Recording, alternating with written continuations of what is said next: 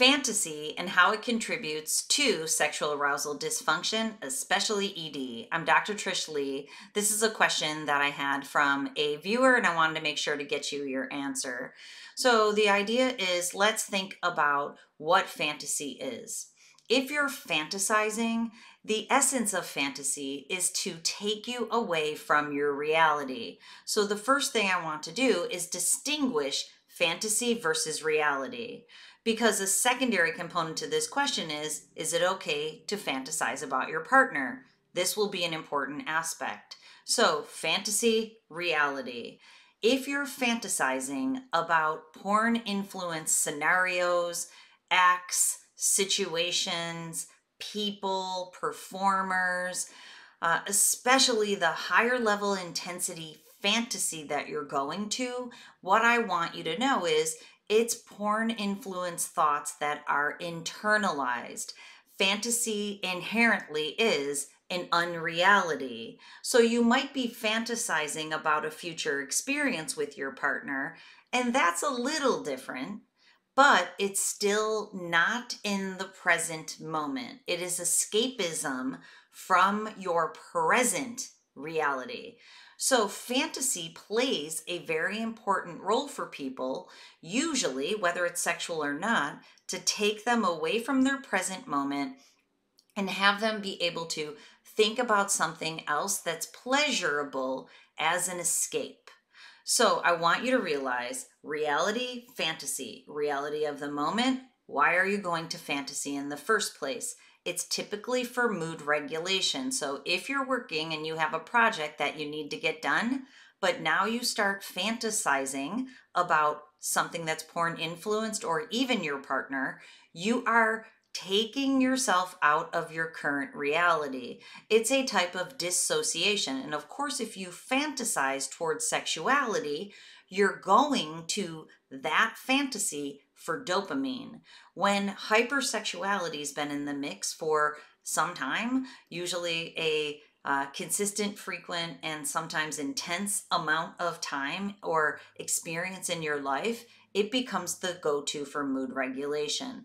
So I want you to realize this too, as the kind of the second concept that we're talking about. You're probably going to fantasy to regulate your mood, to get a hit of dopamine at higher levels because you're engaged in something that has become challenging, like work or like a family experience or like grocery shopping. It can be anything that is presenting a little bit of a challenge in the current present reality. Now I want you to know, if you've gone to fantasy to escape from your reality, your brain is conditioned to do so.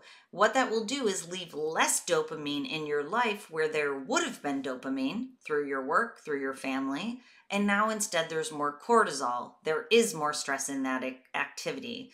Literally, it's a double-edged sword. So when you are escaping to fantasy, think to yourself, why? And what you should do, or you could do instead, is go to a healthy mood regulation activity. Now let's go to the second part. Is it okay to fantasize about your partner? When you fantasize, it is still putting you as the observer or the consumer of a thought or an idea instead of a participant in that experience. And I also would like to challenge you, are you fantasizing about what actually happens in your current reality of your sex life? Because most times people are fantasizing about acts that they wish their partner would do, but not necessarily that their partner is engaging in this time. So your fantasy is still an unreality, even though it uses your partner. It also leads to objectification of your partner, thinking about your partner as somebody who should provide you pleasure. And you're doing this with your thoughts. You're still consuming thoughts, and which you've been conditioned to do if you've consumed pornography. It takes you away from being the experiencer, and it's at high levels of stimulation for more dopamine.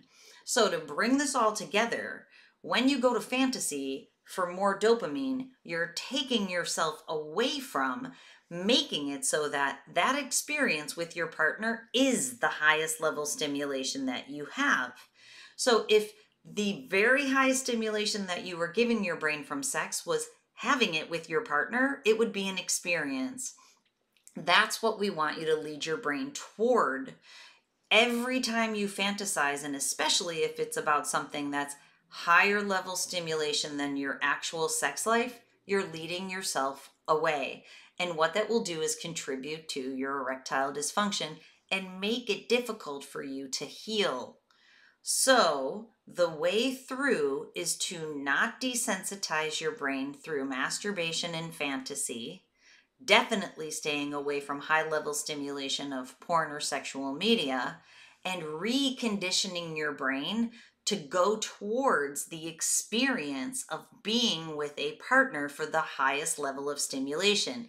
And that is how you'll heal your sexual arousal dysfunction and your ED.